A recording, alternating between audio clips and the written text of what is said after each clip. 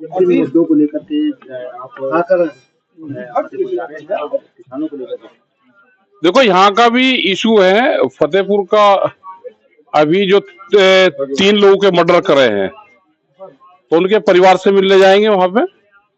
और यहाँ के भी इशू है।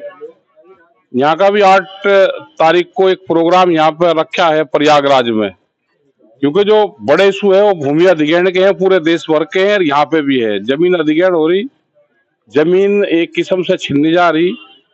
जो तहसील के काम है, एक षड्यंत्र है ये कि जमीन एक दूसरे के नाम पर चढ़ा दी। क्या ये मकसद है कि किसान इकट्ठा ना हो और ये आपस में ही भाई से भाई को लड़ता रहे?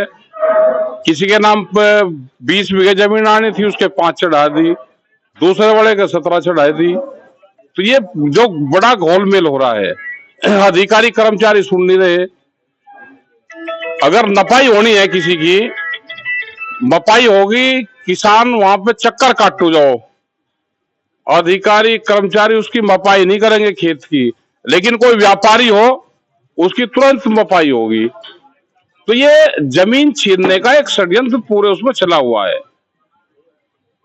यही सारे इशू है। यहाँ पे एक बड़े आंदोलन की जरूरत यहाँ प्रयागराज में भी है। आज भी एक युवक को यहाँ जिंदा जलाया गया है। जिंदा जलाया गया, बिल्कुल कानून व्यवस्था फेल है। ये वैसे ही कह रहे ऊपर ऊपर से कि कानून व्यवस्था ठीक चल रही, वो नहीं चल रही है।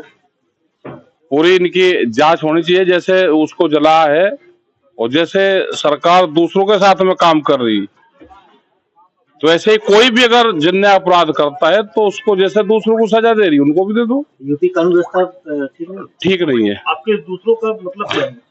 दूसरों का मतलब हमने वो जो शब्द है वे ब्लैक लिस्टेड कर दिए। हिंदू, मुस्लिम और वक्फ बोर्ड, ये हमने किसान संगठन ने ब्लैक लिस्टेड में डाल दिए। जो शब्द आप पूछना चाह रहे हो वो ब्लैक लिस्टेड है। एनकाउंटर होना चाहिए आपके कहने का मतलब? करें, वो कहने की जरूरत नहीं है। तो सब जैसे जो पहले से व्यवस्था चल रही, आप उसी पे काम करो ना, पक्षपात क्यों करते हो? जैसे वहां पे 3 हत्याएं हुई, तो दोनों सजा उनको, जैसे और देते हैं वो सजा, तो दोनों को भी। आप जा रहे हैं मौके पर? हाँ, जाएंगे, हम पूरे परिवार से मिलेंगे और मिल पाएंगे। फिर शाम को मांग करेंगे? मांग ये, एक तो मुआवजे की मांग उनकी हो, एक उनकी सुरक्षा की मांग हो, क्योंकि गवाह होंगे तो उनकी जिम्मेदारी प्रशासन की बनती है कि गवाहों की हत्या ना हो। ये परंपराएं यहाँ पे हैं कि जो गवाह रहता है इस तरह के उसमें, तो उनकी भी हत्याओं की आशंका बनी रहती है। हाल ही में वाराणसी में जो भी चीज हो रही है ये गलत है। गैंगरेप हुआ है तो उसकी भी सजा है। किसी के भी साथ में गैंगरेप हो तो उसका जीवन तो बर्बाद होता ही है। और निर्भया हत्याकांड और गैंगरेप हुआ था तो एक मिसाल है, तो सबको उसको याद रखना चाहिए, और हुआ है तो उनको सजा मिले।